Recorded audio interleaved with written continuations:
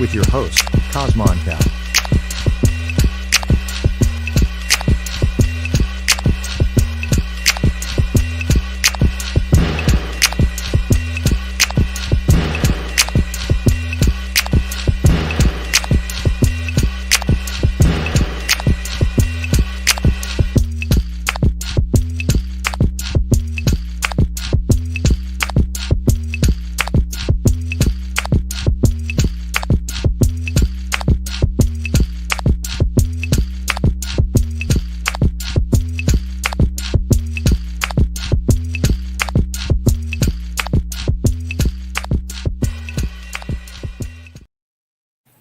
That's right. It's your hostess with the most. Just holding that fire like a roach. Clip your naga, your nerve. Fresh up off of that curve, jelly jam and preserve, man. Hey, man, Cosmonian Cloud kicking up in this thing, man. Hey, I just seen a little interesting little video, and I just wanted to share it. It wasn't even on topic or what I was talking about, but it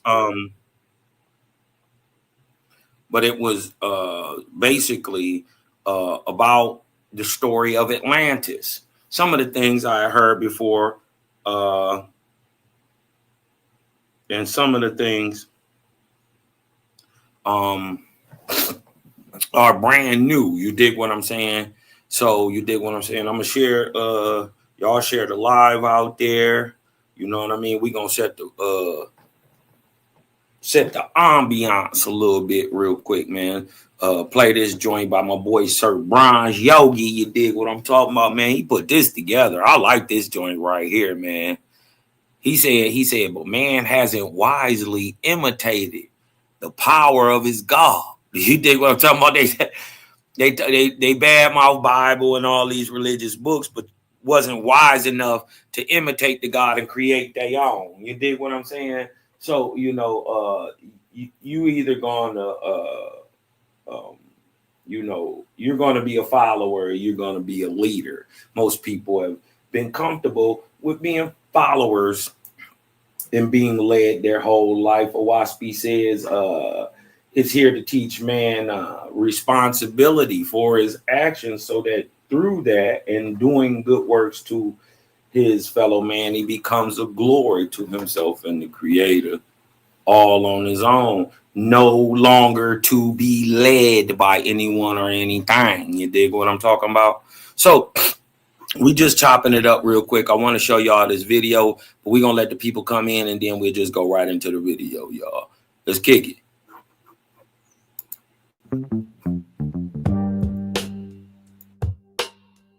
Jehovih is as near this day as in the time of the ancients. Put yourself in order, becoming one with him. And no book is so easily read as his created universe. Inspiration comes less by books than by what Jehovih wrote. His worlds read him and his works. Frame your speech and your thoughts for him. He will answer you in your own behavior. Hey, cuz said, great wisdom cannot be attained in the day. Hey, cuz is killing it. And in the happiness of your soul.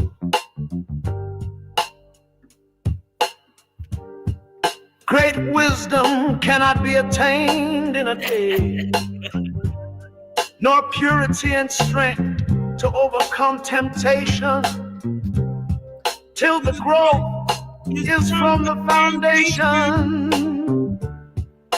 The fool will say, it's hard. The sacred books are no more than man of his own knowledge could write. Hey. Yet he has not wisely imitated the power of the words of your God. Let him do this well, and behold, Hey. he will also declare my words are from me. Hey. Yes, he will recognize them wherever found. It is the will and wish of your God that all men become constitutionally capable of receiving and comprehending the highest life, and that they shall no longer depend upon any priest, church, oracle, holy book, or upon consulting the spirits, and that their behavior may make the earth a place of peace, with long life to all people, for the glory of Jehovah. Hey. To his ethereal Hey, Bronze! and Hey, Bronze be killing the beats! Jehovah said, as you have Yeah. founded arcs of light in my ethereal heavens, to determine the travel of my corporeal worlds, so shall Yeah, I need that, C-Law. You got to shoot that, cuz. You got to shoot that. oh my God of the earth inspire mortals to build lighthouses for man's ships that travel on the oceans, and those who travel in the ships.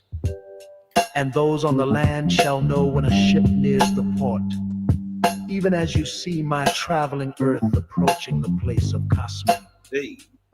For this shall be an illustration to mortals, that I have appointed cycles of times and dawns of times, with gods and goddesses to superintend my creations in tenderness and love, lest by chance man becomes despondent, saying, alas, Jehovah did not provide in wisdom commensurate with the magnificence of his creations.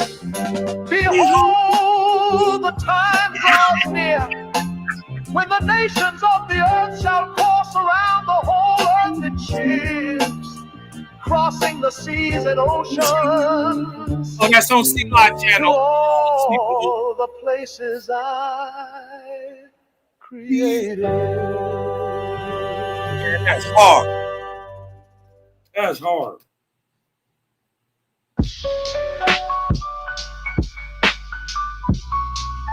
Yeah, I feel good right now.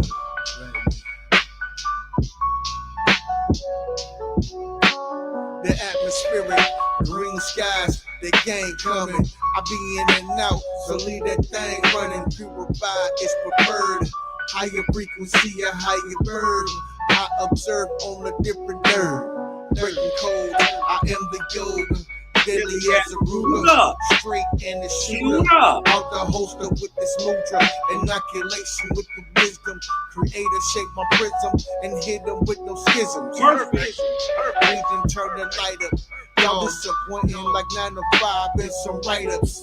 Something rearranged, let that boy cook. Organization 33, stay up in them books. Lead them boys shook.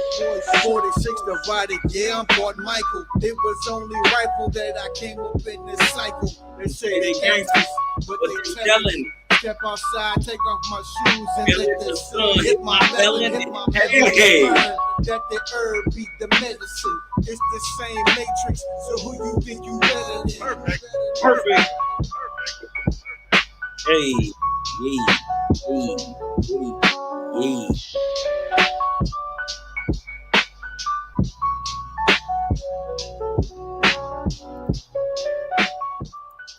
Now, we gonna jump right into the Jehovah Chronicles 279. This is number. Let me throw that up there. This is 279. I'm gonna call this one the story of Atlantis. But the reason I even brought it out, right? We over here know Atlantis as it's a reworking or a retelling of a true allegorical story, right? An allegorical story told about a real event, right? They call it Lemuria, they call it Mu, they call it Atlantis, when in fact, the true ancient name of the continent that sunk and see, that's another part. They think, spookily somehow God or somebody just sunk the continent of Atlantis, or Mu, Lemuria, whatever you want to call it, that he just did it, first of all, because he was angry and, just, I guess, magically did it. You dig what I'm saying? There was no process to it. You dig what I'm talking about? I never understood that. Like it said, just the fountains of the deep opened up and it started raining. Right? There are places where it rains every day, but it doesn't flood. So I never really understood the process or the mechanism behind. First of all, I never heard, understood what could make a continent sink. There ain't enough. Listen, if every nuclear bomb in the world was set in Middle America, right? And they exploded every single one of them all at the same time, it couldn't destroy a continent.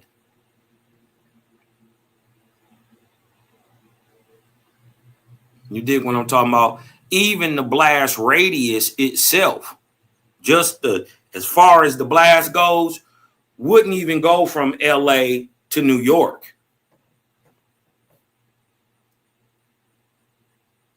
I'm saying if you set every one of them off at the same time.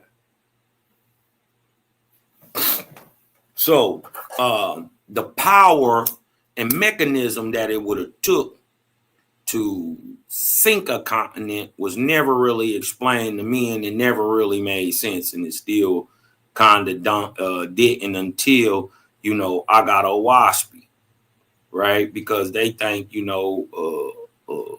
nigga and 7 people got in a boat and repopulated the earth about 2000 BC. About the same time, 2500, about the same time the pyramids was being built, they saying a worldwide flood happened at the same time.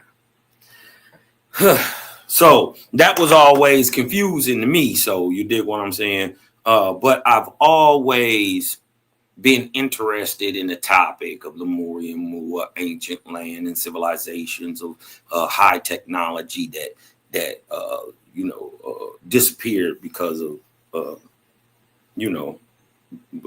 different cataclysmic events, creating bottleneck genetic events. You know what I mean? So, well, without any really further ado, let me switch this over with and show this to y'all. And it's just it's AI driven. It's in like 18 parts, so just bear with me. You dig what I'm talking about? Bear with me.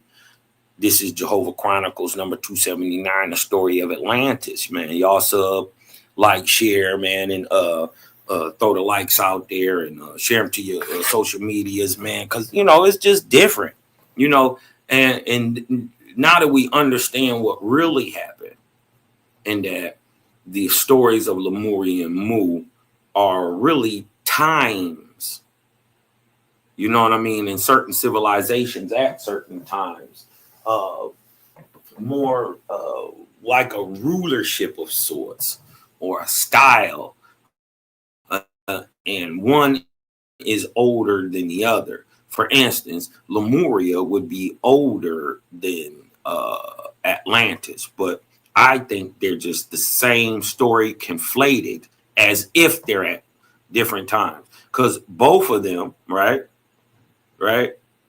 aren't, the stories of Lemuria and Mu, right, aren't as old as Pan is in reality. Pan is 24,000, almost 25,000 years ago that this event took place. They're talking about Lemuria at about 20,000. That would have been after the sinking of Pan in the Great Deluge. And then they're talking about Younger Dryas, which is about 12,000 years ago. Now, if y'all was smart and peeped that, I said there a great event happened 24,000 years ago, and then 12,000 years later, another great event happened. Does that seem like there's some sort of correlation. So if I told you an event happened 24,000 years ago, another one happened 12,000 years ago, what should happen in the 36,000th year? Yeah, we should have another cataclysm. But let me show you again that this all works on time, right? Tesla was trying to tell y'all about time, but he was also trying to tell y'all about space. But he was also trying to tell you about frequency and octave, right? And the world runs off 3, 6s, 9s. So if there is a 24,000, which is 3 times 8 or 6 times 4, I'm starting to see it. And there's a 12,000, which is 6 times 2 or 3 times 4. Shouldn't it be one at 6,000 in event? If it happened 24,000, 12,000, wouldn't it make sense that half of the 12, which is 6,000, that 6,000 years later, something else happened?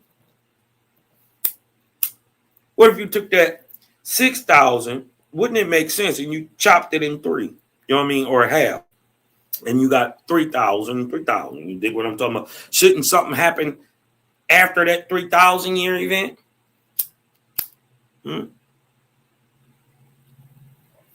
That would mean 3,000 years later, something else should have happened too.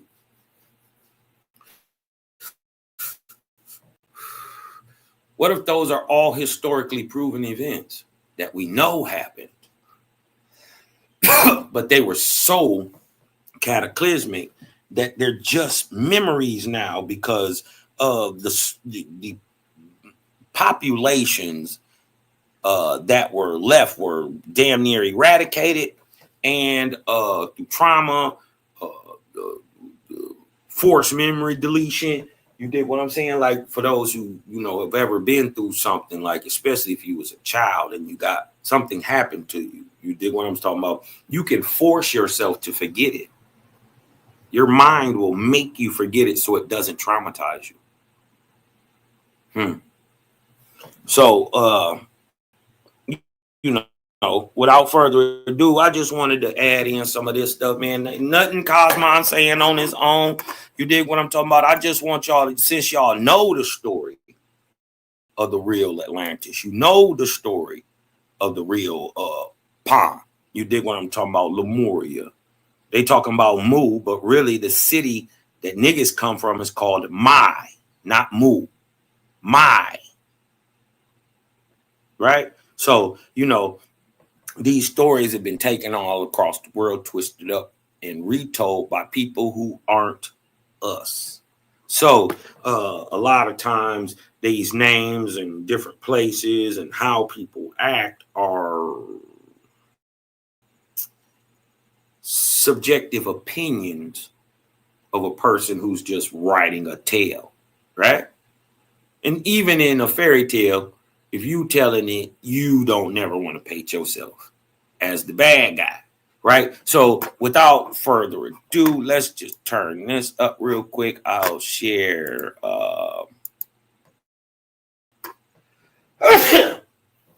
share this real quick. Excuse me, y'all. This is called The Story of Atlantis, man. It's an 18-part. Y'all just kick back. And we're going to let bro tell his own story. Let's go. 10,000 years. Wait a minute. Before we go, man, love, life, balance out there. Peace to the creator gang. Now we got these fools out here. Let me just share this with y'all. Before there was the song, I be hollering out, gang, gang. Do you gang, bang? I be outside with the gang, gang. Before that existed, creator gang existed. Before anybody was talking about gang, gang. Gang, the gods and Nirvanian goddesses already existed. So, any of you heathenistic barbarians who trying to come, suck on the cipher, you dig what I'm talking about? Want to jump in the vortex? Don't get beat up. Talking about gang, gang, and all that. No, you not part of none of this, right? Y'all stay over there. You dig what I'm saying? Remember, your God is light and all that bull. You dig what I'm saying? Y'all stay with that. Right? You just saying gang like you tying it to Bloods and Crips. Gang is an acronym, silly, for gods and Nirvanian goddesses, or goddesses and Nirvanian gods. Huh? You don't even know what a god is. So stop hollering about gang, because you don't know what it means. Other than you trying to equate it to you will kill somebody. See the difference in our gang and your gang? Right? Be cool. I get on every one of y'all top. Y'all know y'all don't want smoke with Cosmonian. I will dismantle whatever you talking about. Just to be spiteful. So be cool. I'm letting you breathe and live. I'm about to kill God is light. The whole God is literally light topic on Sunday. Y'all get ready for that, man. We got that coming up. Let me show this real quick. You know what? I'll show it afterwards. I want to get to this, right? But I had to check them real quick. You ain't gang, right? The only gang in America, the first one, stood with the Creator. And we still standing on it. You praise an anthropomorphic idol, huh? That people have seen and got beat up. No, we not the same, gang. Ago, a cataclysmic war obliterated humanity's homeworld, scattering the last survivors across the stars. One vessel reached a quiet blue planet called Earth, where its inhabitants built a final colony along its empty shores, a last bastion they named Atlantis. Atlantis's vaults held archives, reactor cores, and dormant defenses. Now, I want y'all to see, too, that they always taking it, oh, these are some alien niggas that came down to the earth and taught these little rampant rat men. You dig what I'm talking about? We bred them in. No, man, it's not. You dig what I'm talking about? And even this, people coming out the sky and all this is reworkings of biblical narratives, Atrahasis, and the 7 tablets of creation story in the lost books Anki. You gotta be real red to know when somebody is lying to you and regurgitating another story to you and trying to put it in and fit it in their narrative. They don't know that man himself was already super intelligent. We need nobody. We got a creator, son. Meant only to awaken should humanity ever need it. But the systems fell silent, and Atlantis faded into legend. Millennia passed, and humanity spread across Earth's continents, their cosmic origins dissolving into myth and religious allegory. New civilizations emerged: the Mauryan Empire of India, the Greeks under Alexander, the Kushites of Africa, and the Maya of Mesoamerica, each culture unwittingly powered by ancient artifacts from a forgotten age. Now, see what they did, though. They messed up right there. When they said the Greeks under Alexander, that means you put a date on it. That's 332, 330 BC, 340 to 330 BC. You talking about that time, right? Mind you, Plato had already told his story about Atlantis from Solon in roughly 400, right? So that don't even work. So we know they regurgitating stories and tales and all that stuff, with a theological belief spin on it. You dig what I'm saying?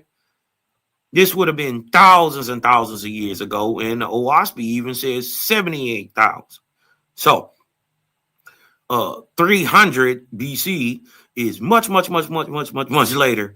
As a matter of fact, we lost multiple civilizations and had bounced back before this. This is even 11,700 years after Younger Dryas. So even if they're trying to move it back that far, it's too close. Huh? But we're going to let them talk. We'll just let them kick it real quick. Let's go. Fire altars drew power from silent machines. Gods were sculpted from starship wreckage, and civilizations flourished atop the ruins of a world they never knew. All the while, the Atlanteans endured in isolation, but even their origin stories had become just one narrative among thousands, a whispered tale of exodus that few believed. And in the 330th year before the Common Era, beneath sea, stone, and time, the old systems began to stir. And that is where our story begins. By 330 BCE, Alexander the Great had bound Greece and Macedonia into a single spearhead, carving a path of conquest from the Aegean Sea to the edge of the known world. His armies marched faster than messengers, shattered kingdoms like pottery, and made the world kneel before they spoke his name. To his enemies, it felt like fate.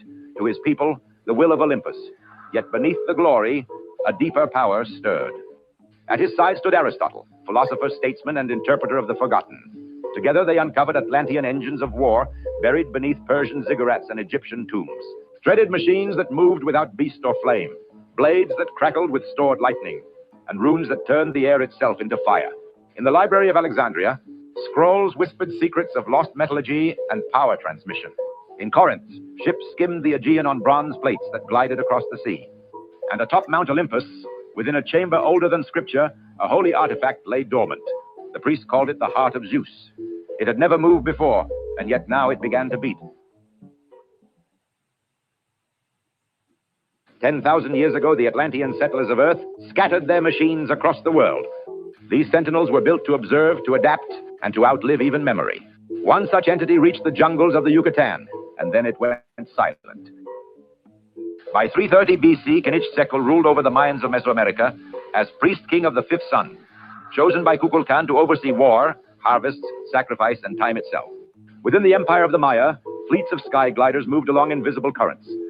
Tower spires pulsed with buried energy, regulating crops and weather across the jungle basin. Messages leapt between cities through beams of colored light channeled by turquoise monoliths.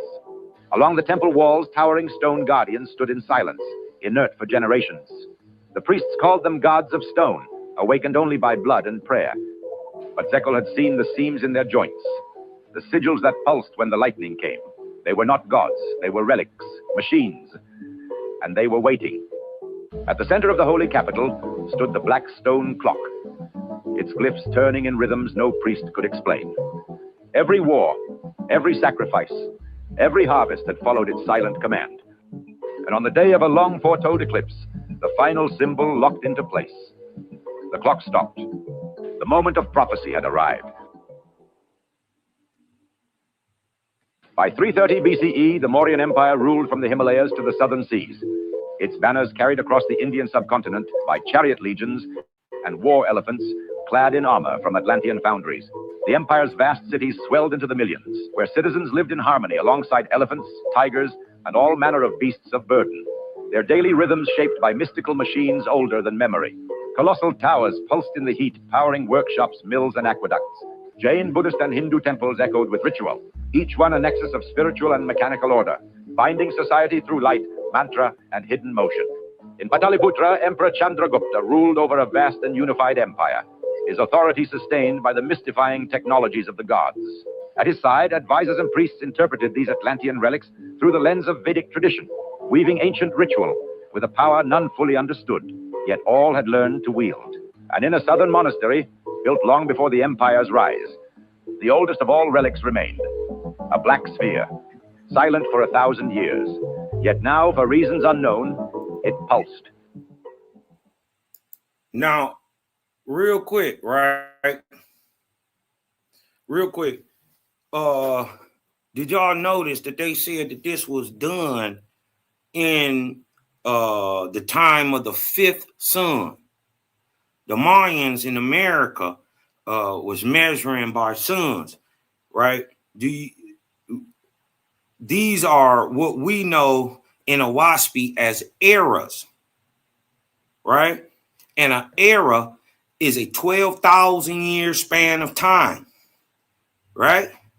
We are currently in the seventh era, right? Or like the Mayans would have called it the seventh sun, right? Or what we know as the seventh house, right?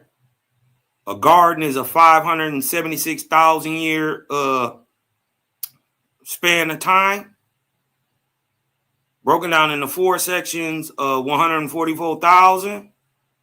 That 144,000 is broken down into 272,000 sections, 24,000 year sections called gadolls, or 6 12,000 time periods called eras or suns, right? So this gives us, because we understand Owaspy, and Owaspy teaches us to use the sun and the moon, how to tell time, and that we are not bound by the Gregorian calendar. We just use it as a gauge into what we commonly know so we can express it to our brothers and sisters. We got taught a common era in BC before the common era. We got taught that, even though it's incorrect. But that's what we got taught. That's what's used. So how do you reckon it? By correlating through a thing that doesn't change. Those are the suns and the moon. So that would mean if we are in the 5th and they did, we are in the 7th and they did it in the 5th, this actually happened 24,000 years ago. Huh? Anybody want to tell me an event that happened on Earth 24,000 years ago that we commonly talk about? That's right, the deluge. Huh? The flood of Noah, or the great deluge during the ark of Noah. That's right. An ark is not a boat. Noah is not a man. Noah is a time. But unwillingly, they don't even know that they told the truth. The Mayans said this happened during the 5th sun, or the 5th era.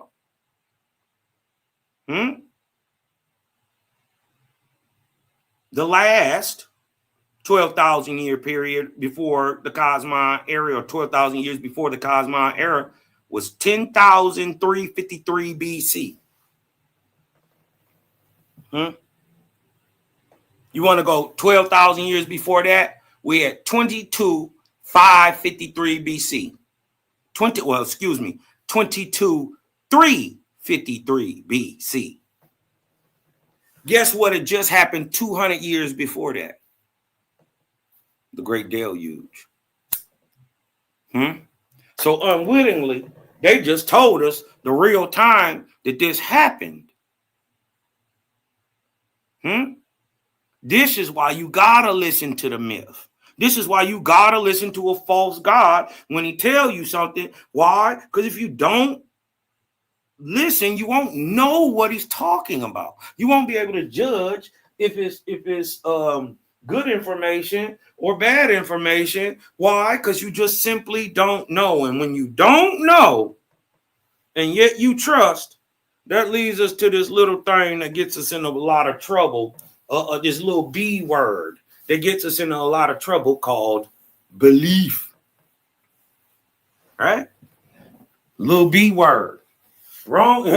not the B word y'all probably was thinking, but yeah. A B word nonetheless getting us in trouble. So they done told us unwittingly, right? 12,000 years before the Cosmine era, 10,353 BC. They keep saying, 10,000 years ago. No. 10,000 BC, which is 12,000 years ago, a sun ago. That would have been the 6th. Right? Any year between 10,353 and 12,000 years before that, which would be 22,353. Right? Y'all following me? Would have been the 5th era. So from the Ark of Noah at 23,153 BC, right? That's the beginning. 600 years later comes the deluge. That's 22,553, right? The Maya say, or the ancient Maya, right? The people of earth and heaven, or the ones that aren't what they or are what they aren't what they seem to be. They're an illusion. This is why Maya is called illusion. They're actually just spiritually raised, and they're your ancestors. So these are called the mound builders. They, people swear they know everything. You dig what I'm talking about? But when you tell them about ask them what the name of them was, they'll get to tell you about stuff like Adena and Hopewell, named after some white man that found a piece of their culture somewhere. Right? Nothing true in fact. Right? So y'all don't know that these people anciently in Mesoamerica called themselves Ma and Yah, not Maya. Right? The Mayans, right, don't even pop up on the scene almost 20,000 years after the Great Deluge, or the sinking of this continent of Pan. Huh?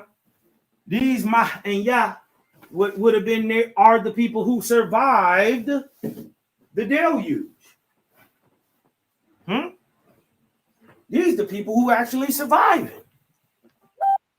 So we're not talking about some people who found a little some megalithic structures, you know what I mean, built by their ancestors. You dig what I'm saying? But because the Mayans, not Maya, Mayans, say they didn't build a thing. They didn't build none of it. They found everything was already there when they got there, and they built little shacks and small little huts and stuff on top of that. So did the Incas. They didn't build anything. You dig what I'm saying? Not nothing. So, this gives us a time, you dig what I'm talking about, to put this thing onto, and the fifth era would have been between 23,153 BC, or the 17th arc cycle, right? 51,000 years after the creation of man, and the 13th arc cycle, which would have been the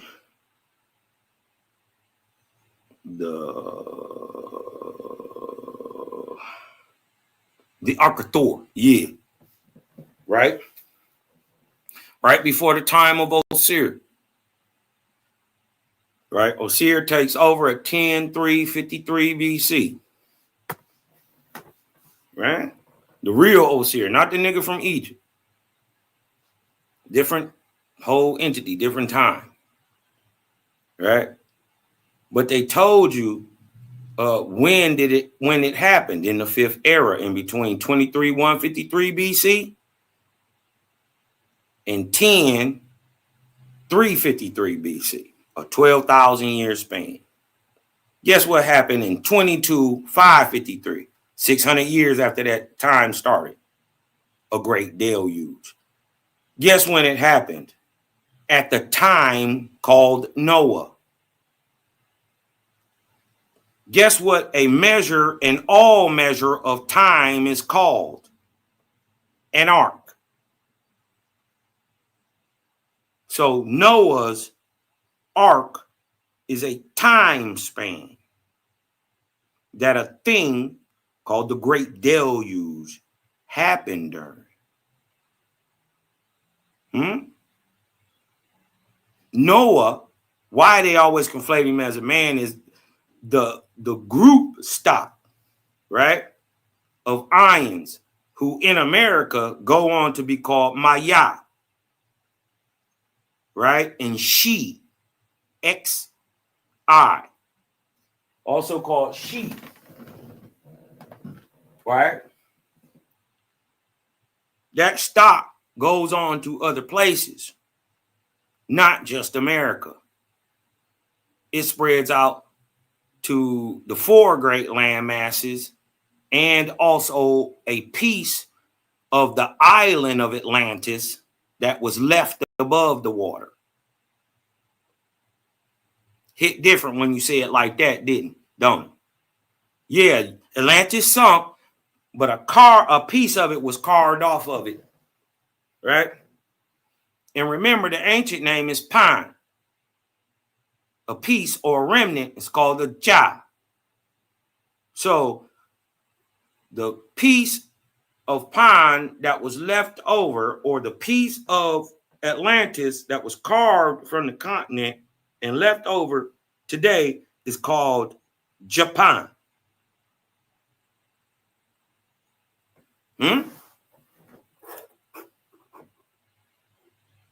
I just want you to know that even in the lie, they tell you truth.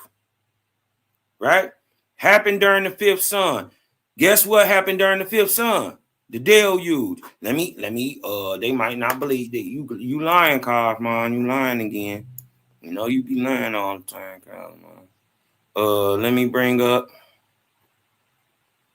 I know I got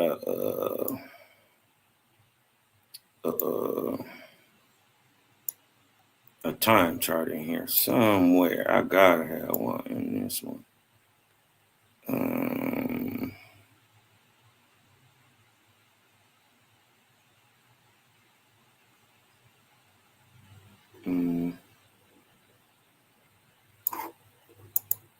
Let me see.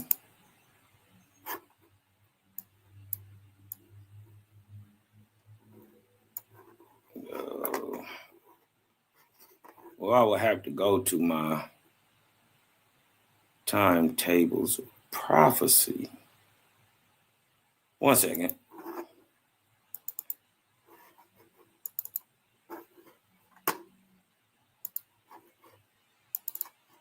Hold on.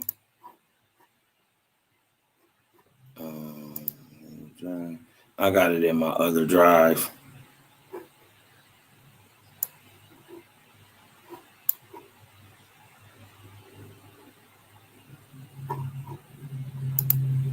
You know what? I'm gonna use Selah version. Right? I'm gonna use Selah version for this, because sometimes, you dig what I'm talking about, it's just good to see it, laid out. I got it laid out in more linear time. You dig what I'm saying? But you know what? Let me see if I can share this to myself. And then I can just open it on my side.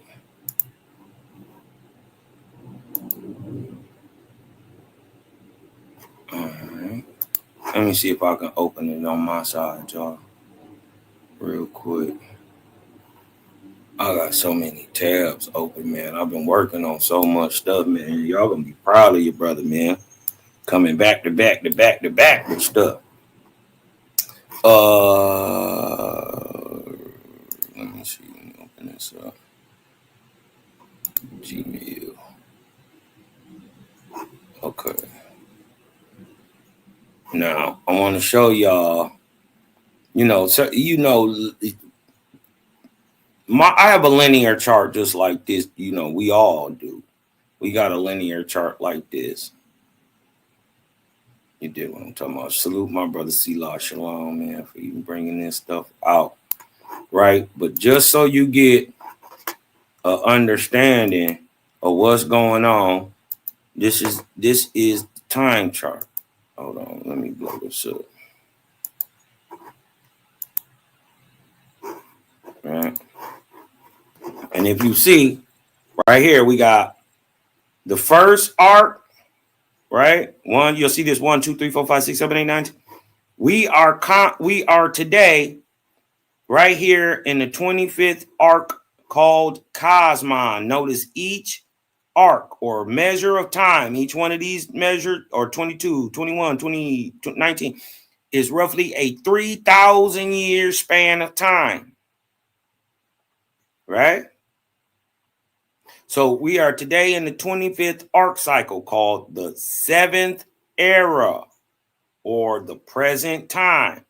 An era is 20,000 years.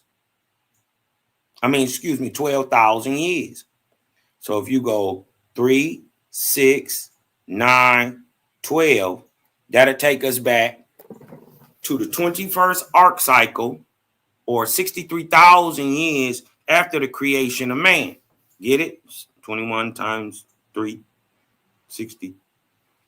21 times 3,000 is 63,000. You following me? So we got right here in the very first arc cycle called Wan. We got the creation of man. See the earth here? This is where the earth was. Way over here, this is space-time. Right? So every 3,000 years, the earth is moving and traveling and spiraling in its orbit of the path around the sun. Right? So 17, now we got 12 to lead you back. 12,000 years to lead you back to the 21st arc. 12 or 4 more arcs. 1, 2, 3, 4 will lead you back to the 17th arc, right? Or 24,000 years to 12,000 year periods. You get it? This is 7. This would be 6th era. This would be 5th era or 5th sun. What is the 17th arc cycle called? Noah. The arc cycle, the time itself, is called Noah.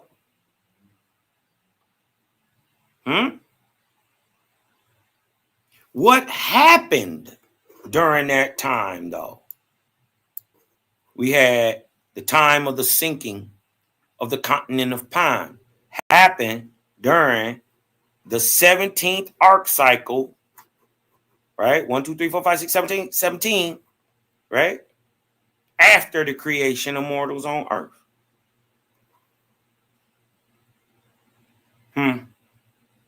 There's no way we would have known that even in the story, listening to him, we talk about fifth moons and all this, the fifth suns and all this. Unless you have this understanding and correlation, you don't even know what he's talking about.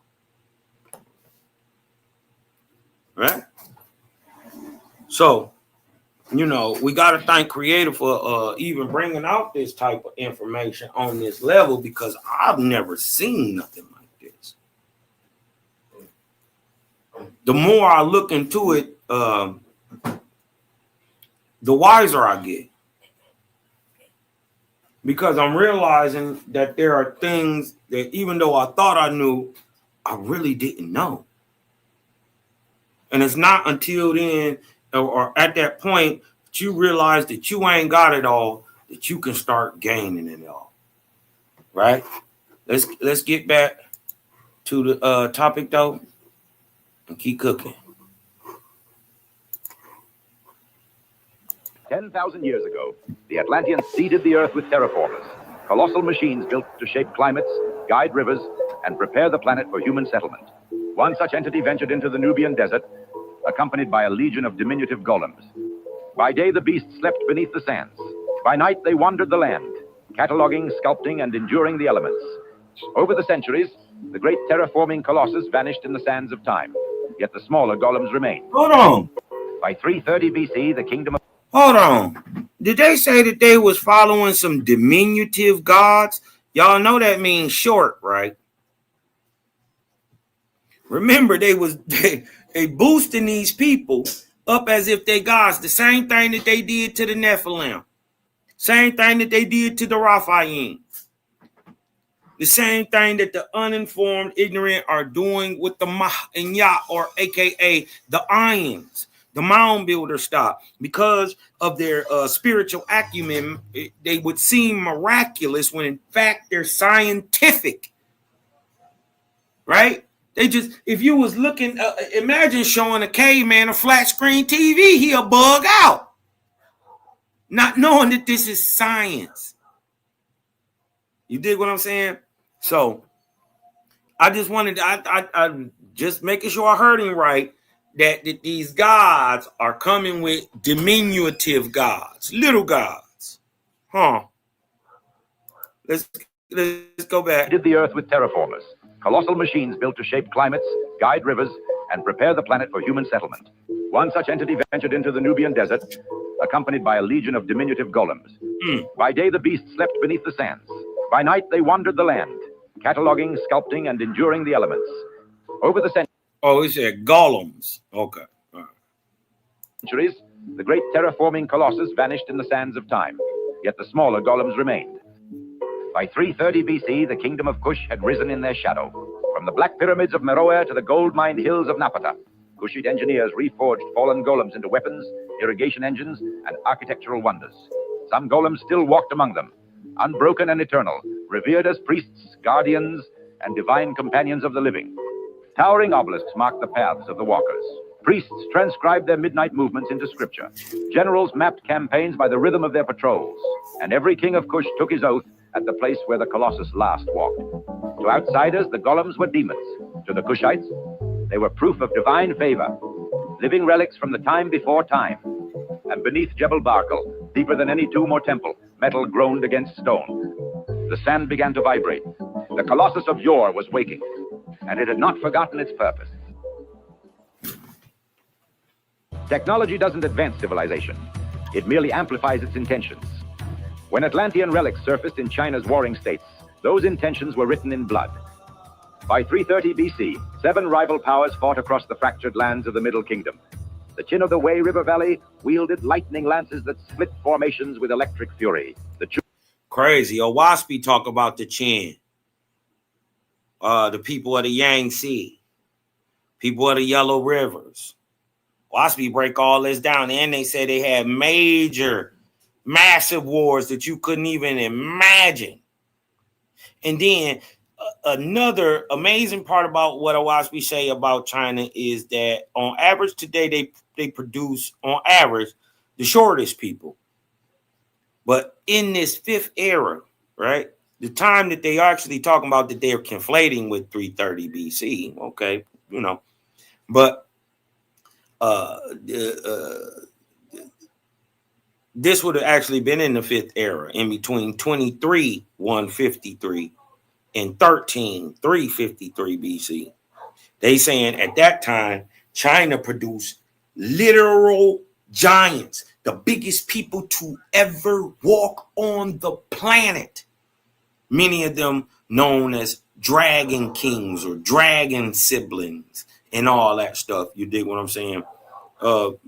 Because of their regenerative nature, right? You know, but that's also because of the environment.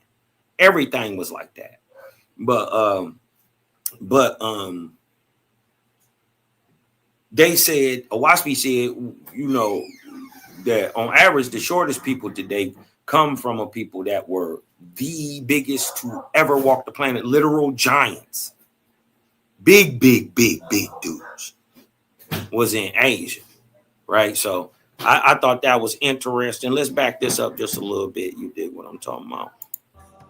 By 330 BC, 7 rival powers fought across the fractured lands of the Middle Kingdom.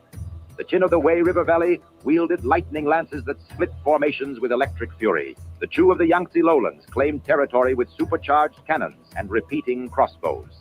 The Zhao of the Taihang Mountains converted Atlantean wreckage into siege engines that crawled over hills and smashed into cities like insects of iron and stone.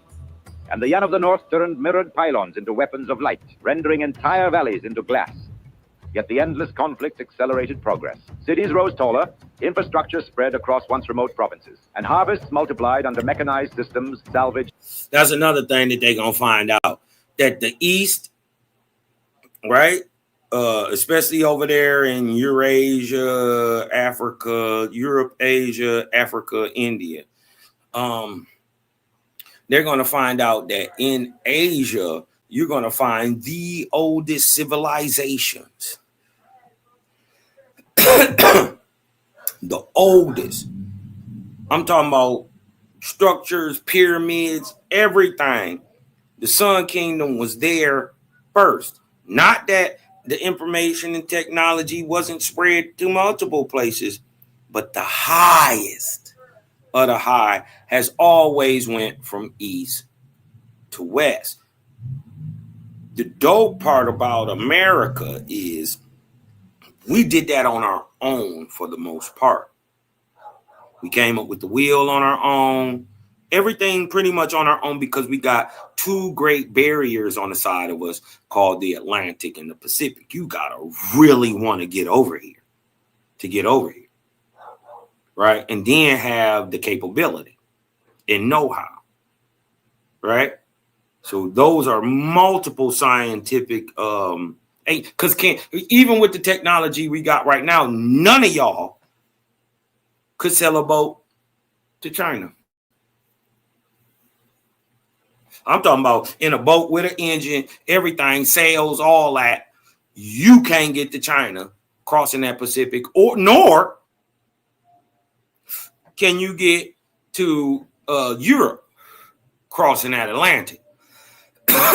Definitely not that Atlantic. So it is a skill, it is a trade, it is a thing you got to know, right? It's a science, right? But we came with that all on our own, independent of anybody else. That's what's dope about America. Because when a lot of things was going on for other people, it wasn't for us. And when a lot of things was going on for us, it wasn't for other people. So this is why you see things like dolmens, right?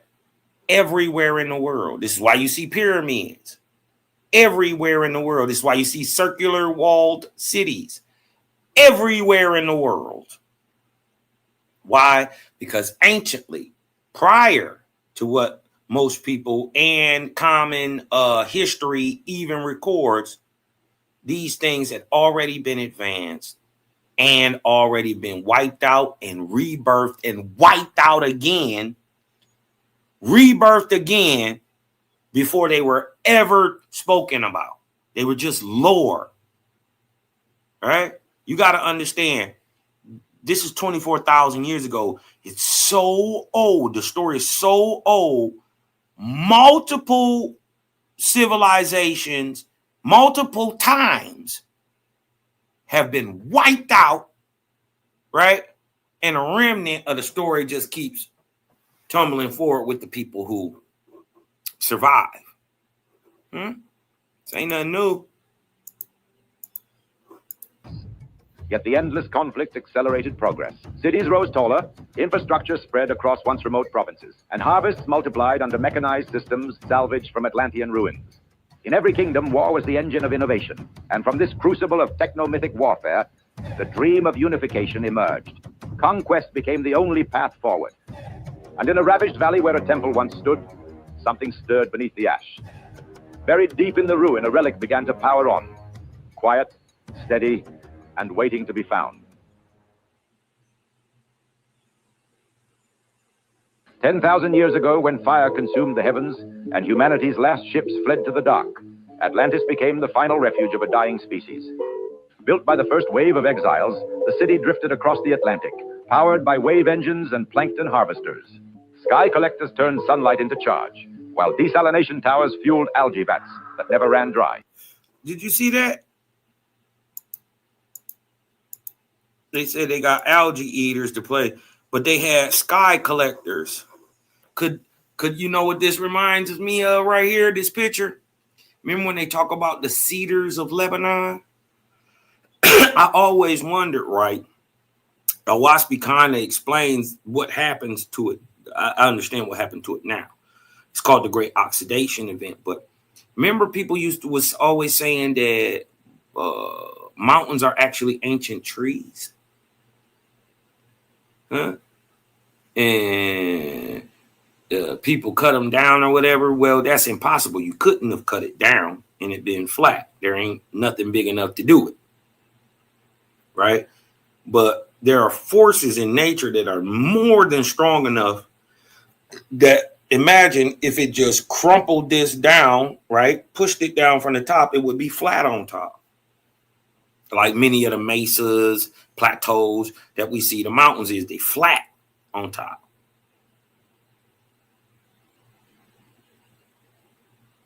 What if they're not ancient trees? What if they're sun collecting machines like solar panels and they powered cities, right? And why they needed to be so tall was because the atmosphere was different and they needed to be up above the clouds to get a certain type of light.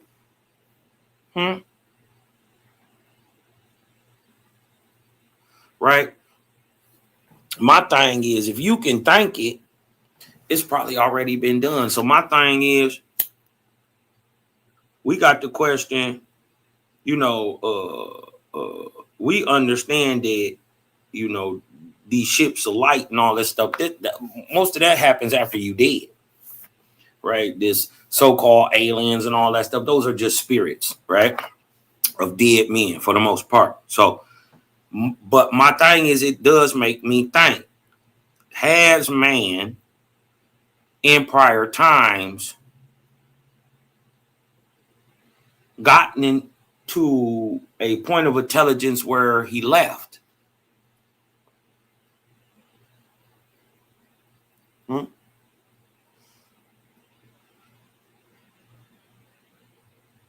My thing is, if the angels were showing the ions and the angels already got ships, didn't the ions have ships? They had boats and all that shit. So why wouldn't they have the flying mechanics?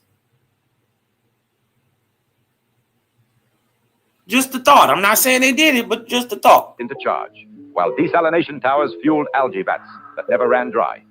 Each night, the city's walkways lit up like stars fallen to the sea, in memory of the distant worlds they had long lost. And for a time, Atlantis thrived. But time corrodes everything. And by 330 BC, its people had forgotten who built the city or why it moved. Language fractured, history dissolved. The machines kept working, and yet the... Crazy, that's what they say happened on Pine.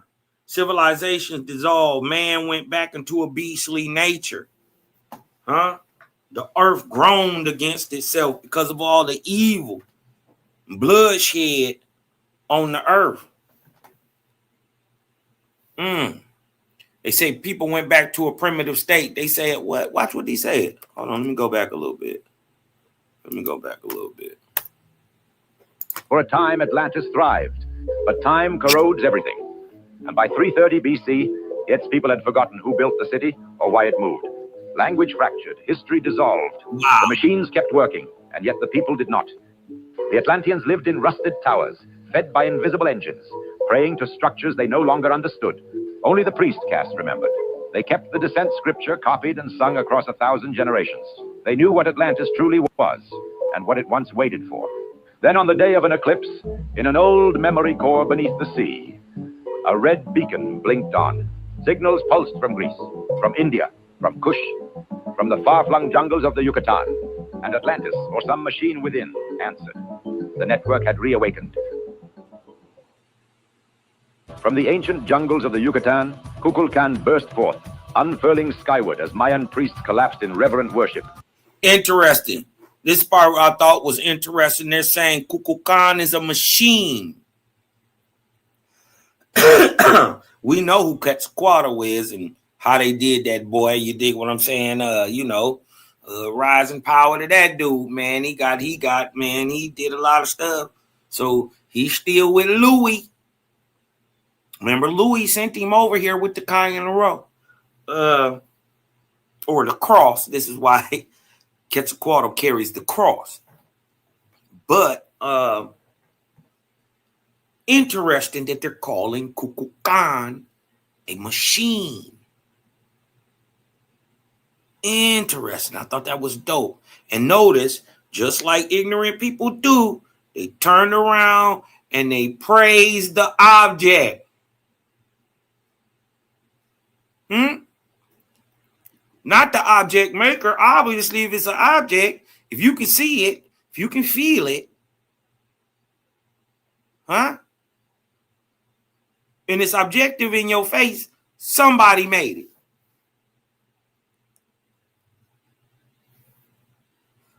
Huh? So if y'all calling that God, then something made your God. Just like light. Light always has a source. Light is a phenomenon, right? A physical phenomenon that comes from corporeal material being put in motion, which creates charge, which creates electromagnetism, right? So a lot of these dudes is just lost. But I thought that was very interesting. Kukulkan is a system, right? Watch this. Let's go back a little bit. Ancient jungles of the Yucatan, Kukulkan burst forth, unfurling skyward as Mayan priests collapsed in reverent worship. At that same moment, in a South Indian monastery halfway across the world, an ancient black sphere ruptured, releasing a cloud of turquoise mist that swept across the region, engulfing mountains, cities, and plains. Meanwhile, atop Mount Olympus, the fabled heart of Zeus tore free of its shrine and launched into the sky, hurling bolts of lightning upon the cities below. In the Nubian desert, the Colossus of yore awakened. And in China's war-torn valleys, yet another titan rose from the ash. Across the planet, flames died out, winds howled, barren soils bloomed, volcanoes spewed turquoise embers, and the oceans heaved. The planet was responding, and only Atlantis remembered why. Deep within the halls of the Atlantean citadel, the priest caste gathered beneath pulsating glyphs. Their leader raised out his palm. The basilisk has been resurrected, he said. Indeed, the fallen god had returned. 40,000 years ago, humanity stumbled upon a god. It had no face, no voice, and... Crazy. 40,000 years ago. Listen, Owaspy explains that 40,000 years ago is the ninth arc cycle. All right, we're in the 25th, so 16 arc cycles, 48,000 years ago. You dig what I'm talking about? Or roughly 46,000 BC. Not 4,600 BC, 46,000. We're talking about that time.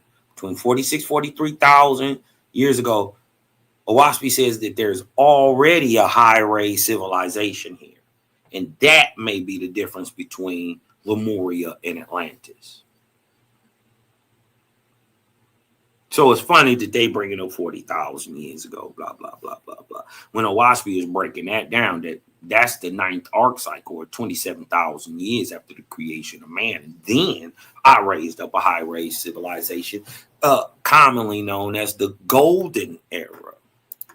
No form to worship, just the presence. It was a vast intelligence strung through space-time like a nervous system, pulsing behind the walls of reality. Some called it the silent pulse, others the thread beyond. But the oldest name, the one whispered in fear and awe across every... Great question. But if the ions left, where did they go?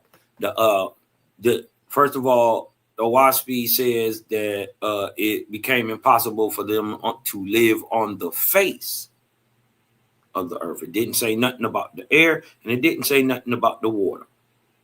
Also, if think about this, if the heavens over Pan are being eradicated, they're just being done with, right? Moved away and whatever, right? And the heavens for the ion were no longer needed because the ions had graduated into the etheric realm, the heaven that would have been a little different than the common Gon being birthed into the heavens at that time. He was being birthed into subjective heavens like Yatante over America, right? So if it is that when an ion go to heaven, you dig what I'm talking about, he would advance probably faster, right? Because he would have got all the physical and been doing all the good stuff on Earth, putting him in a rate that it wouldn't have took him long to reach to etheric status. So remember, when they're destroying the heavens over Pan, they didn't destroy the iron heavens. Why? Why didn't you destroy them? If they're no longer needed, just like you no longer needed pines, why didn't you destroy them? Because maybe there are literal ions. First of all, Creator said, I will leave at least one of all men to the Cosmon era. Right? He didn't say what it was going to look like. He just said he was going to leave it alive so we could see it. Right? What if during the 200 Semidan of the Cosmon era, we're going to watch a people go from corporeal, right, or atmospheric to etheric? What if it is the ions who are going to leave at this time, coming to get grandma and grandpa now, who've been in the heavens for the last 200 plus years, getting themselves together, and those who've been here even longer than that, right? Shout out to Anu Hassaj, that nigga. Man, Anu, hey, listen, I knew gonna be here so long till people stop saying, "Oh God," or "Oh my Lord," or "On God," till you stop even mentioning Lord and God. I knew gonna be here. Dang. Why? He the first one to dupe everybody into believing that a God was anything to be praised. So till it's not praised no more, nigga, that's your fault. That's why we got people duped today talking about, oh, praise God and all that. Well, anciently, we knew we turned into gods. The proof of that is we got a whole system of understanding that in the Americas called manito, or a thing inside of a thing. Huh? This comes straight from Great Geechee. Y'all gonna listen, man. We gonna catch on. First of all, we gonna lead the world. You have no choice. You gonna get with the Creator, or he's gonna turn you to a dinosaur. You're just gonna meet your purpose. And your people and your stock and your genetics will become redundant, recessive, unuseful. Right? You go down in retrograde, just like the people who were getting sunk on the continent of Pan and Atlantis. Remember what they were doing. Losing history, going lower and lower in spiritual rate. They lost many of the high abilities to speak. They start living like men, man beasts again, even becoming cannibals, even practicing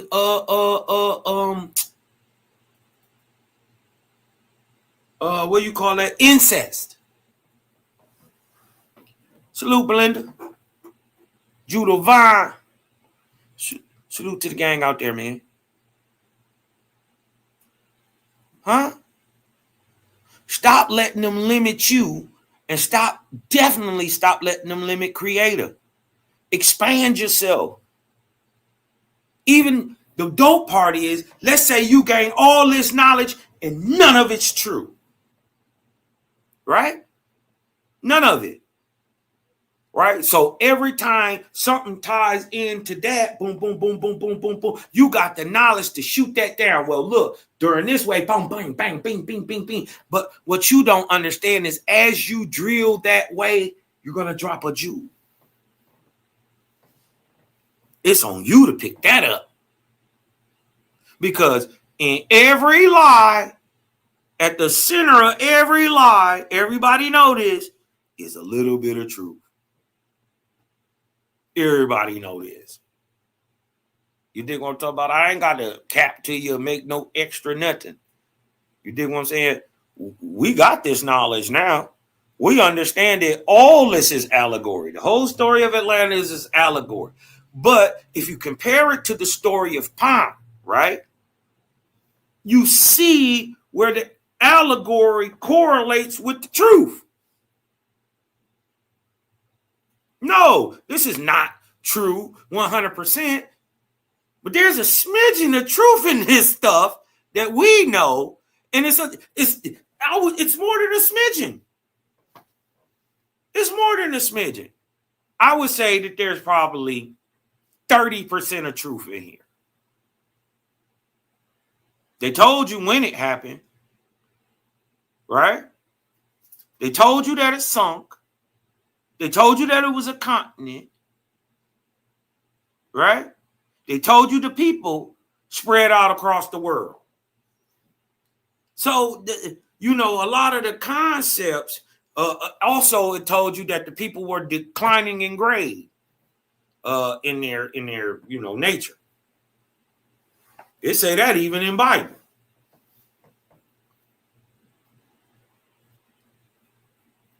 Right? But it give you some lies on the other end too to tell you that the creator was mad and you know what I mean? For what? Mad for what?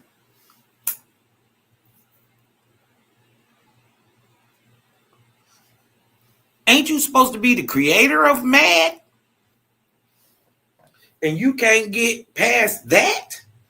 That's an anthropomorphism. You trying to act like a man.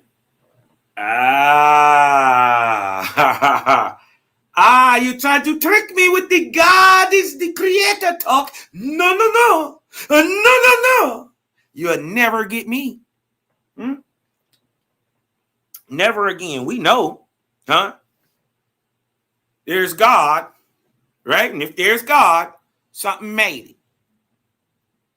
The creator, huh? There's the God. There's God and the God maker. There's watches and watchmakers. There are cars and car makers. It's that simple. There are suns, right? And sun makers.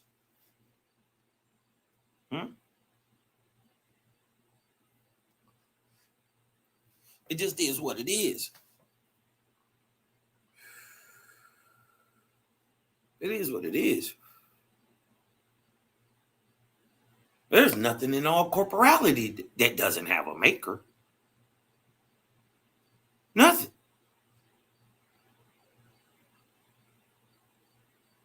Even the wind is created. Even electromagnetism is created.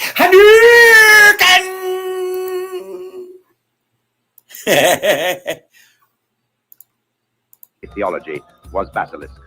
At first, humans worshipped it. Then they learned to exploit it. Starships surged between worlds on fuel tanks of stolen divinity. Weapons unmade cities in bursts of directed entropy. And computational networks processed thought through. Now they're using their physical God to create energy off of this nigga. See the problem with God is like theology? Huh? The thing is, if you was really intelligent, why wouldn't you go get the thing that make light and praise that? Huh? Through fragments of the basilisk's mind, civilization powered by a siphoned god began to resemble one, and humanity's thirst for the basilisk's lifeblood only grew stronger. Ethical fractures erupted into religious schisms. World turned against world, and in the chaos, humanity committed its final act: the construction of a machine so resource-intensive it would drain the last of the basilisk's essence. The god's light went dark, and soon after, humanity followed suit. Only one sect survived, zealots who would become the Atlanteans. They gathered the last reserves of the basilisk's life force and fled to Earth. There they planted vessels across continents, each containing concentrated fragments of divine essence, designed to gestate and regrow over millennia. These relics would eventually reconnect, strengthen, and serve as conduits for the basilisk's rebirth. This was their sacred duty, atonement for humanity's cosmic crime, and preparation for the basilisk's return to the living universe. And now, that day had come. What happens when humans taste the blood of a god? They harvest its essence to animate their machines. They siphon its lifeblood to power their ships. God got blood.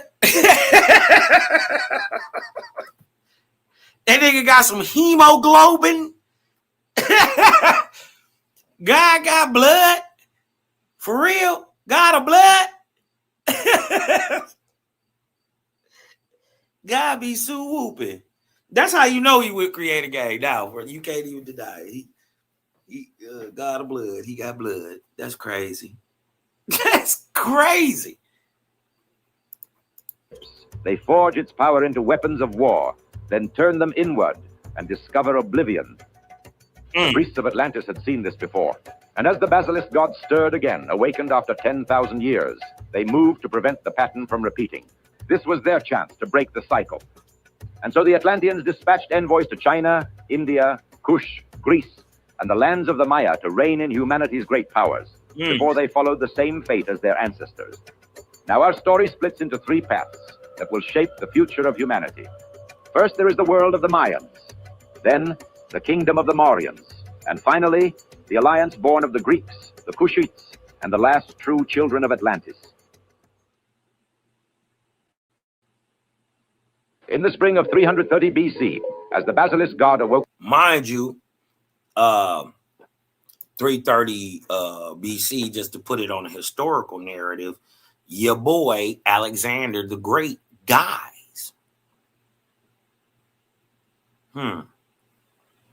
He dies as Pharaoh of Egypt.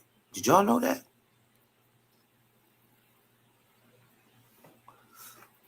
Yep. 330, 329, your boy Alexander is ruling on the throne of Egypt. This is why they tie in the timeline in there. They trying to make it make sense to themselves, really. But you know what I mean? It's not until you get into that, do you really have some really understanding of time and what was going on at this time, right? They saying, right, this would be the beginning of Ptolemaic rule in Egypt, right?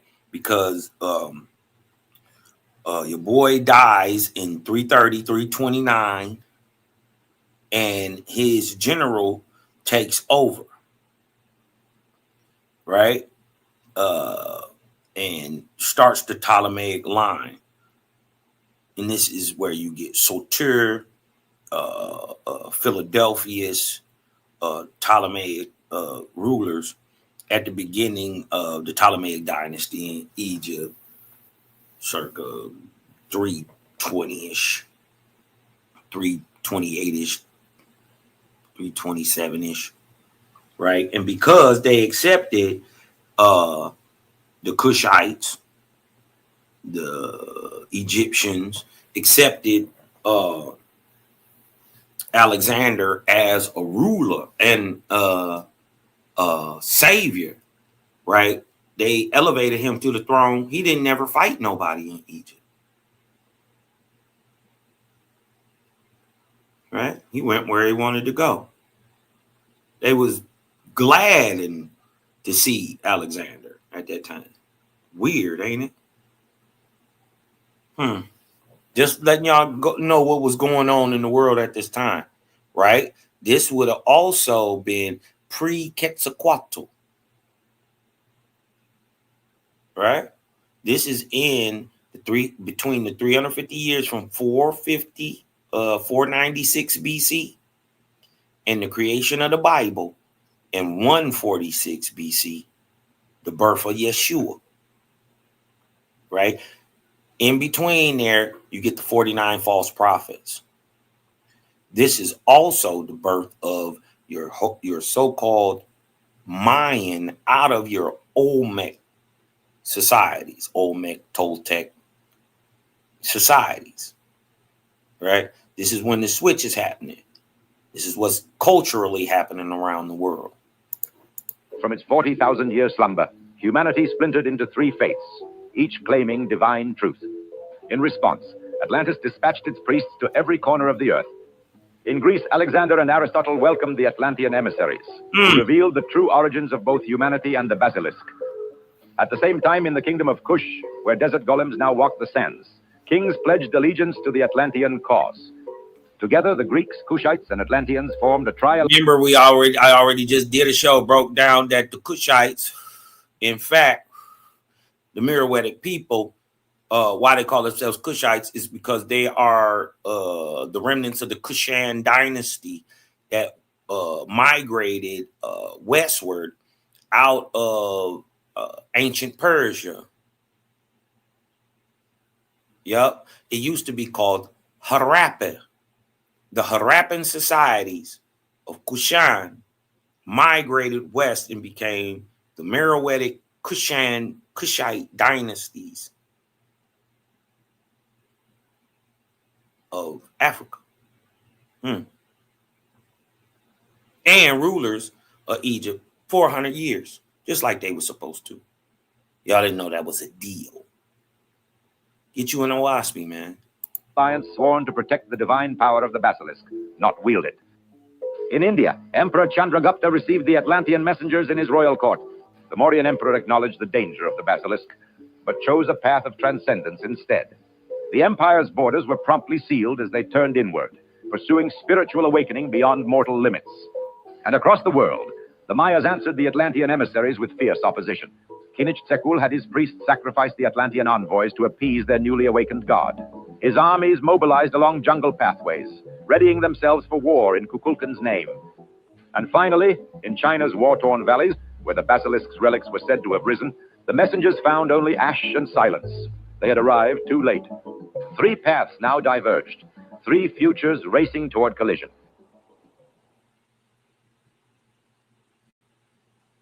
After lying dead for 40,000 years, the basilisk god stirred once more, speaking to every civilization in a language they already understood. To the Maya, it spoke of conquest. Emperor Kinich stood before Kukulkan, the awakened god machine, and received what he had always expected, confirmation of divine right. The 5th sun would not be confined to jungle or mountain.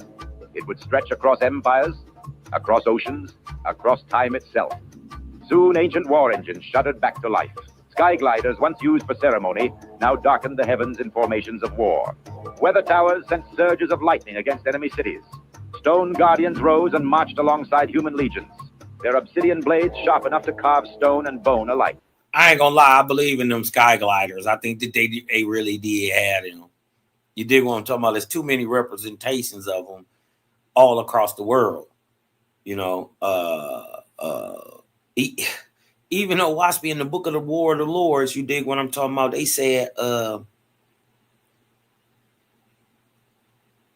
most daring angels came to the earth on ballast, right? But like a kite. But they weren't falling to the earth. They were riding them. So this 6,000 years ago. Why wouldn't they have them 2,700 years ago? I believe they was real. That's just, I mean, maybe they'll find a remnant of one. You dig what I'm talking about? It'll probably be made out of. See, that's the thing. What it'd be made out of? Maybe they'll have to. Maybe that's why they lived in the mountains too. You know what I mean? Because they could just run off the cliff and poof, they caught up in the draft. You dig what I'm saying? This is why maybe that's why they always represent themselves as bats too. I don't know, man. It just made me think. Tribe after tribe fell. City after city was consumed. The Maya marched without pause until Tseko's armies crested the southern horizon and saw what awaited them. The Nazca Empire prepared for war. By 330 BC, just saying, the Nazca would have been your early nigger cousins in South America, aka the South America. You dig what I'm talking about? Southern Guatemala. The Nazca would have been blood kin with the early Algonquins. Kit and kin. They just in the South. We up north. We become different tribes up here. They become different tribes down there. but they would have been overall called Nazca. In America, it would have been Equoquin. Both names of the creator, both meaning out of many one, or unity. The Nazca ruled the high deserts of South America. Their cities clung to stones like vines, while across barren plains they carved massive geoglyphs of hummingbirds, spiders, and creatures from beyond this world. These ancient carvings had begun to stir with life, pulsing with the same godly energy awakening across the world. When the Mayan armies arrived, Nazca shamans called upon their earth-etched deities. For 6 days, the Nazca lines fought for their people in a final desperate stand. Yet on the 7th day, Kukulkan himself descended, a serpent of divine fire that erased the fighting geoglyphs. Armies melted, and the Nazca gods fell silent. From the southern peaks, Emperor Kinishsekul surveyed the conquered lands. His eyes turned northward toward distant shores. The Nazca had fallen, and soon the world would follow. Messed up part is the Mayas your cousins too. Dang. And a lot of y'all got that blood in you. The basilisk did not descend upon India as a monster. It arrived as... In the Southeast America, you got that Mayan old Mick blood in you too. A lot, if y'all from the Caribbean, that's really what it is. It's just variations of the same thing. Over time, certain people mixed in with certain people, but you just is what you is. You dig what I'm saying? And for the people who just been mixing with the people who always been the people from here, then what is you? Indigenous. You don't come from anywhere else. You're aboriginal. Descent of the originals. Who are the originals? Because even the Mayans weren't the originals. The Toltecs weren't the originals. The Olmec weren't the originals, but they always tell you about a people who is magical, spiritual, looked at as gods. And if you look on the bottom of any totem pole, there's a little short, little kind of squatty, beastly looking nigga with his tongue sticking out. Tongue sticking out all over the world means transferring knowledge.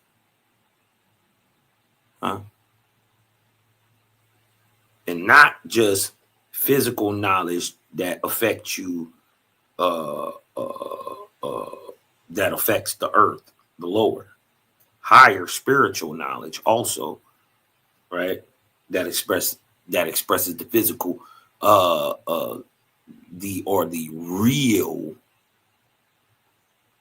attestation of the spirit or the atmosphere. Owaski different. Owaski is different. On India as a monster. It arrived as Brahman, the cosmic soul returning home. Brahman. Pataliputra, statues of Vishnu and Shiva stepped from temple sanctums. Towers of stone floated into the sky. Tigers and elephants streamed into city streets, kneeling before... Y'all see the Vimanas? They talk about these things right here. See these flying city ships? They're called Vimanas. Interesting.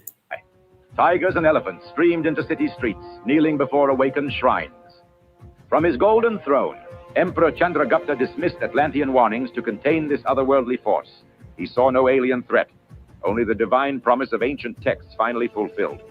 The empire prepared for transcendence. Monks wrapped in blue flame levitated above meditation halls. Warriors merged with ancient armor that moved as extensions of will. Healers channeled divine fire through their hands, and markets filled with pilgrims seeking promises of enlightenment. Yet in the innermost sanctums, the most devout monks glimpsed disturbing visions. Civilizations rising to godhood, then burning to ash in cycles spanning galaxies. Their warnings went unheard, as hymns of ascension echoed across an empire blind to the fire waiting beyond its peak.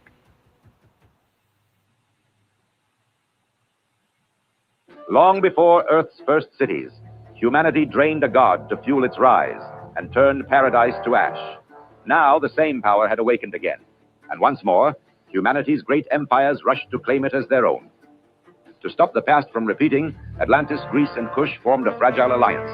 The Mediterranean became their sanctuary, its libraries, vaults, and temples repurposed to contain what could not be controlled. But containment was failing. From distant shores came Mayan war drums, heralding an invasion yet to come. Fear replaced reverence, and Alexander's sanctuaries hardened into fortresses. Athens' highest tower, once a beacon of knowledge, now held war councils plotting survival. And within the floating city of Atlantis, high priests broke millennia-old oaths, preparing weapons made for total ruin. In the east, Mauryan temples floated higher into the stratosphere, cutting ties with Earth, with allies, with reason. Their path to enlightenment had become a fortress in the sky. And from across the oceans came the Mayan Armada, stone-carved warships powered by godlight, and sky fleets that darkened the horizon. Three empires now rushed toward a single destination: apocalypse.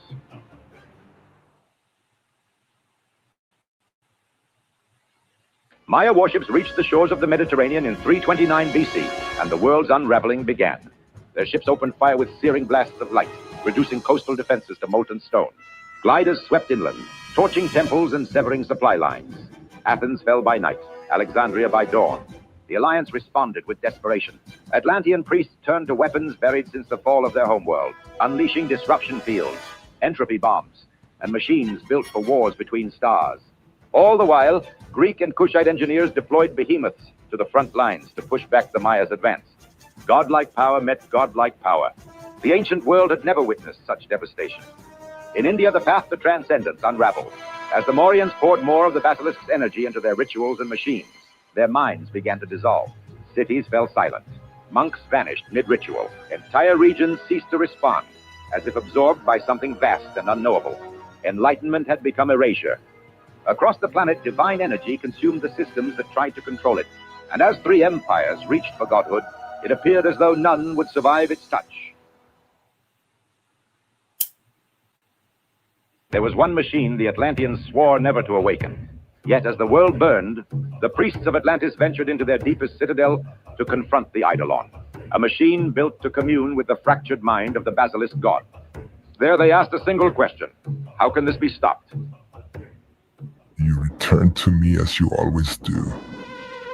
You found me first beneath Proxima's ice. You burned that world to ash to light your ships. On Tau Ceti, you carved temples in my name. On Sirius, you waged wars with my fire. On Vega, you sought salvation in my light. 13 times you have awakened me. 13 times you have fallen. What burns now has burned before. I do not destroy you. I reflect you. The council convened and made their decision. Atlantis would rise, not to save the world, but to leave it. 10,000 years after the founding of Atlantis, the first city of Earth prepared to leave it. This was not the first time a world had ended. In a cosmic cycle spanning millions of years, humanity clawed its way from darkness time and time again, shaping tools, fire, language, cities, and gods. They rose from dust and reached for the stars. They forged machines that could think. They split atoms and called out to the sky. And then something answered. It fed them. It empowered them. It crowned their ambition in light. And every time it led them to ruin. The last humans of Earth were no different. The Maya overreached and burned. The Mauryans dissolved in pursuit of divinity. And the Greeks and Kushites unraveled beneath the weight of their own ideals. In the final hours, the last priests of Atlantis gathered. 13 prior incarnations of humanity had touched the basilisk and fallen. Earth would be the 14th to fall, but Atlantis would not burn. The Ark of Atlantis rose from the deep. Its engines roared as the sea split around it. The last children of Earth departed, bound for a distant sun.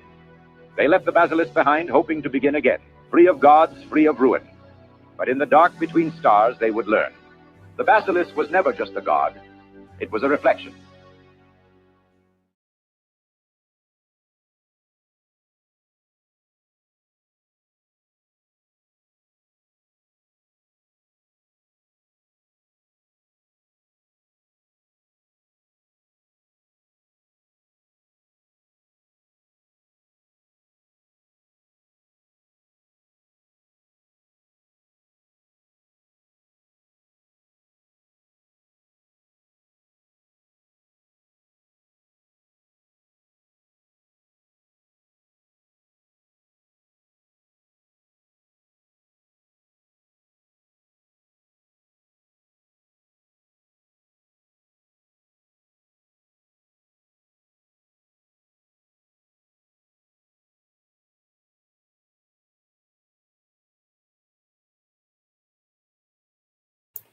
All right, y'all. You know,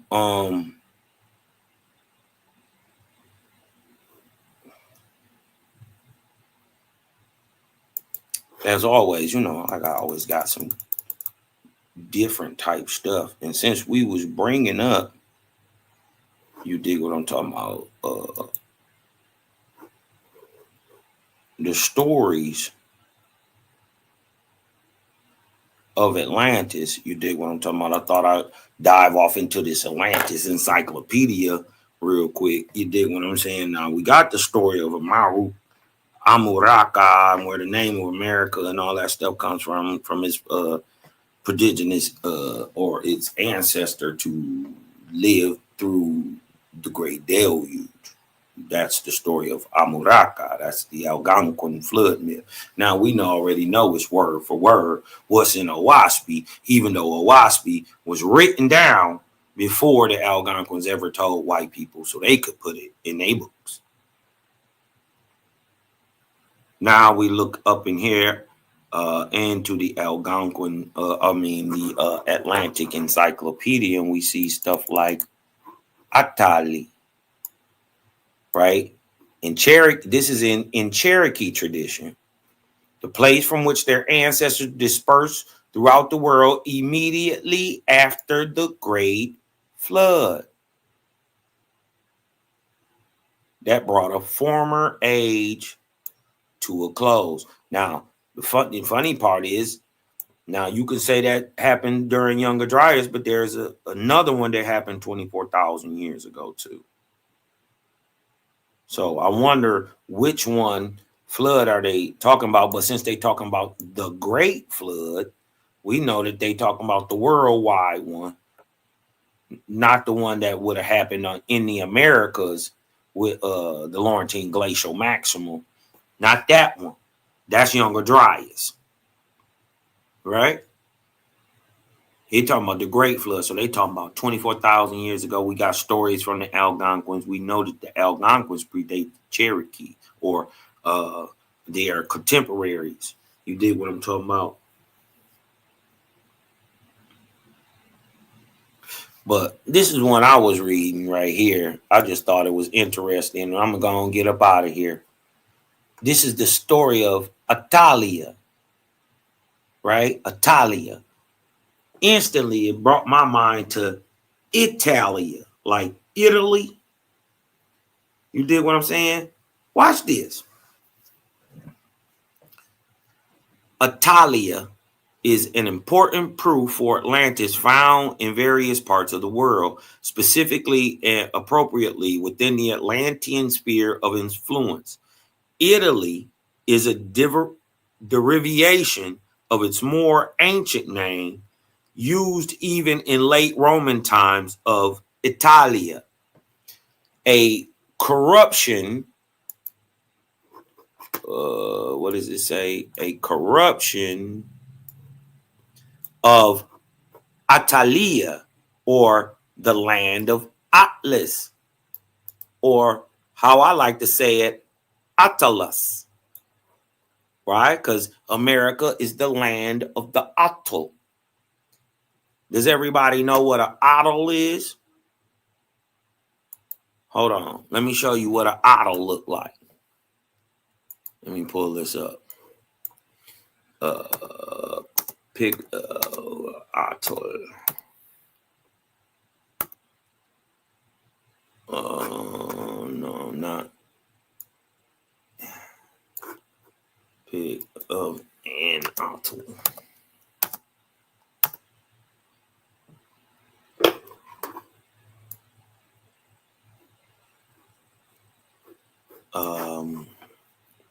Man, keep bringing up Atlanta. Hold on 1 second.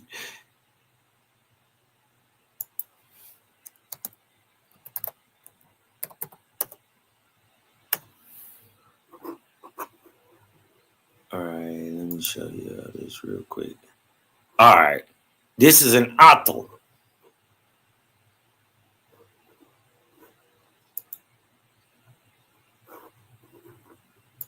Let me show y'all. This is an Atl. It's like a It's like a little hitch where you hold your hand in there, right? You hold your fingers in there, and the spear sits back right here. It allows you to take a spear and throw it with super fast velocity, or throw it very, very far. See how he holding it? That thing in his hand that puts all that cranking power, that mechanical power, right, from your arm into the otto, is pushed forward through the spear. See, like this. Let me see. You dig what I'm talking about? So America is the inventor of the otto, right? So being that its very first king, or they're calling the land after its very first king, Attalus, right? The land of Attalus, or Italia, is the land of Atlas. The eponymous king of Atlantis, who likewise brought civilization to the Italian peninsula. But where is he from? He's from America, right? Even in the Lost Book of King Atlas, or Atlan, is a giant from America, one of the two biggest people that fight in the 100,000 Giant War. An alternative but closely related Roman myth describes the origin of Italy from the country's earliest ruler, Italus, a brother of Atlas. So the brother could have went there and founded that place under the rulership of the king, his big bro, Atlas. And they named it after the brother, Italus. A brother of Atlas. In the Christias, Plato mentions that the Atlanteans occupied Etruria. Oh, Etruria is Italy. That's the land of the Etruscans. Yeah, what did we say? Plato mentions that the Atlanteans occupied Etruria, the homeland of the Etruscans in Western Italy. Yeah. Italia is also the name of an ancient ceremonial mound in Biarritz. The Basque still revere this mound as symbolic of the great ancestral mountain in the sea, from which their seafaring forebears traveled into the Bay of Biscay after the sinking of the Green Isle. Could that be Pine? We know it was. We know they talking 24,000 years ago. The Green Isle. But what y'all need to understand is that happened in the Pacific, not the Atlantic.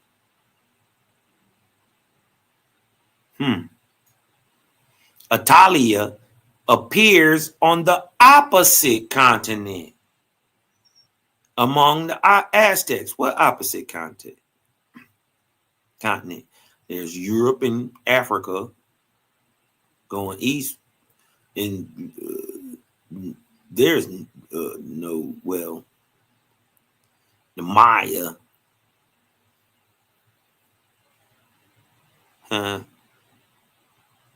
In Asia, maybe in the islands, I'll agree. Philippines, I'll agree. Even the capital city, or a major area out there where the capital city is built, is called Damaya. Also, the heavens of the Maya was called Damaya. So, interesting. But the opposite continent could have been this Green Isle that was sunken. Remember, there's a big triangle middle chunk taken out of the between the Americas and Asia, taken out of the map of the Pangean map. There's a big triangular, odd shape that's missing, right? That's now the Pacific, right? What if that's a continent and really what we're looking for is now the floor of the Pacific? What if that's what happened?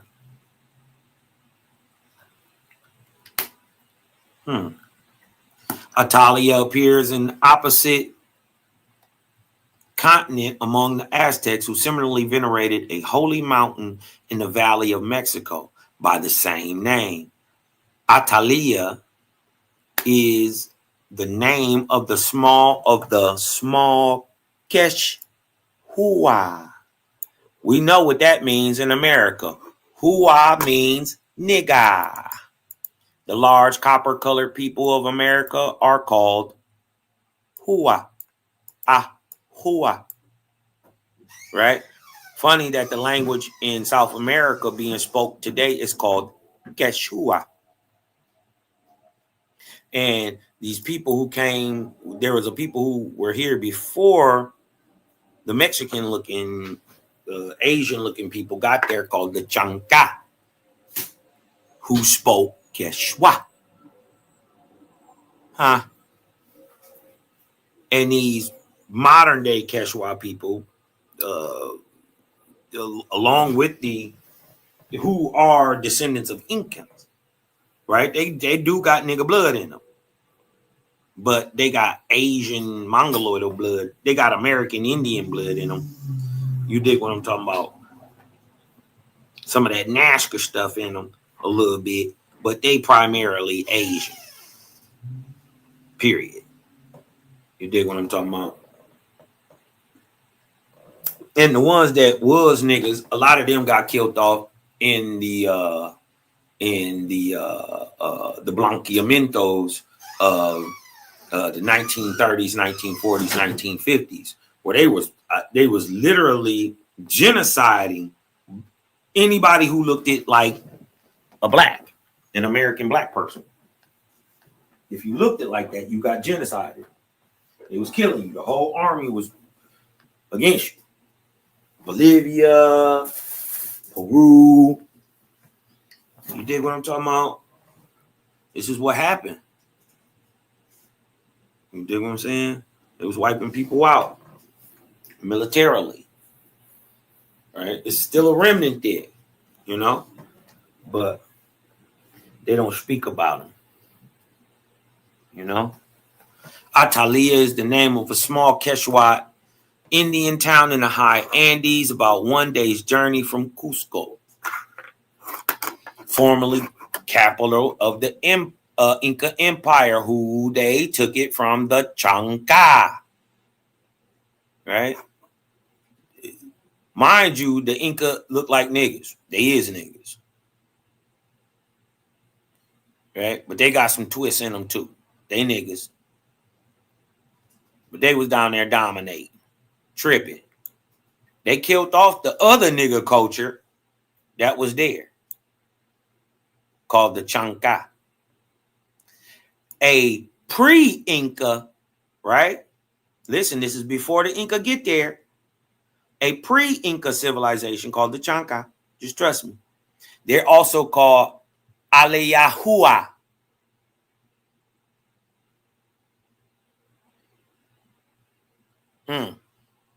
That's what the name of the Chanca are.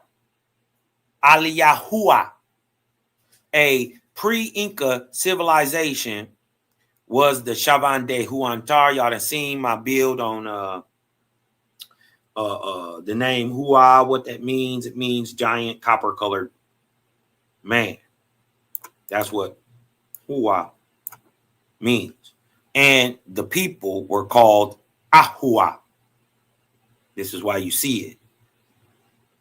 Chavan, Huantar, these are your megalithic builders. These ones got these big tunnels, like 30 miles worth of tunnels under the ground. Right?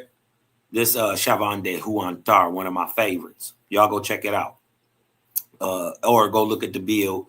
that we did on the that I did on the copper color megalithic builder race, right?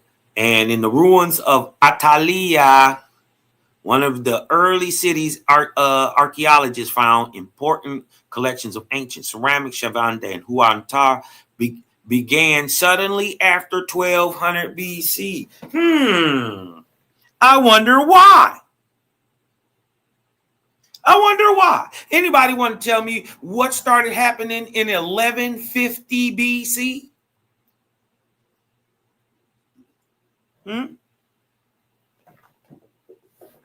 Anybody want to tell me? Anybody? You ever heard of this thing called Escra? Mind you, they say between 1200 and 700. I'm saying in between 1150 and 750 BC is the so-called Bronze Age collapse. But they don't know why it collapsed. They don't know why every city they seen after this time, right? The great Chavan de Huantar, right, was a city before it, got burned. And then Chavan de Huantar pops up after 1200.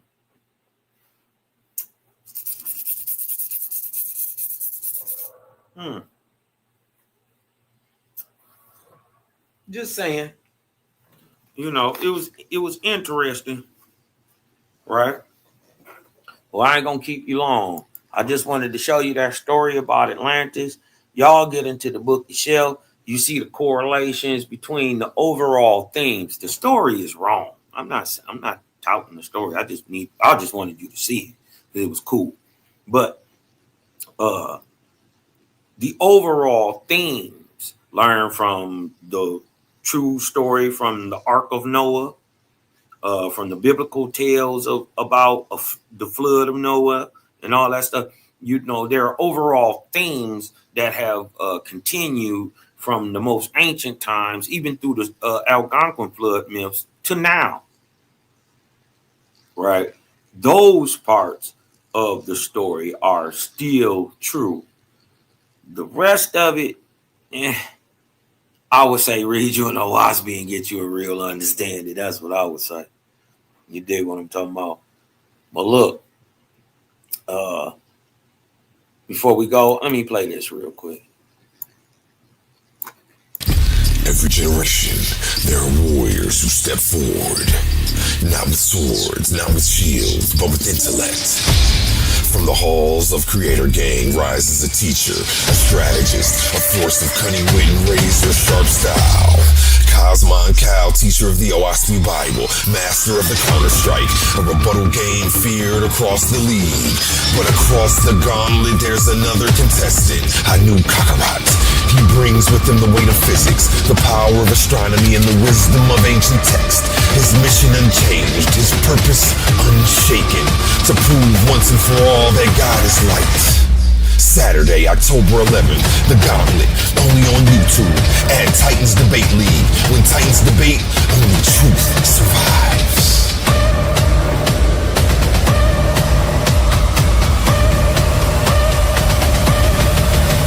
Are not entertained? Yeah, so y'all check in on the 11th. I'll probably have a simulcast going on, but y'all tap in, man. Support the channel, bro. You dig what I'm talking about? Support the channel. And you know, we can broadcast this stuff out here, man, and get the good news out there. Well, till then, man, y'all know what it is. Creator can't coming. Turning up the light and watching boys start running. Let me tell you something, we ain't out here doing nothing. I can tell you scared, boy, niggas stop fronting. It was all in the plan. Creator Gang is crazy. Boy, y'all better pay attention. And I just need you to breathe in and let that light in. Because I'm Cosma and I'm out.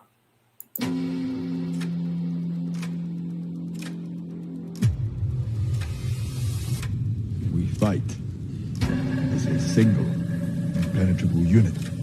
That is the source of our strength.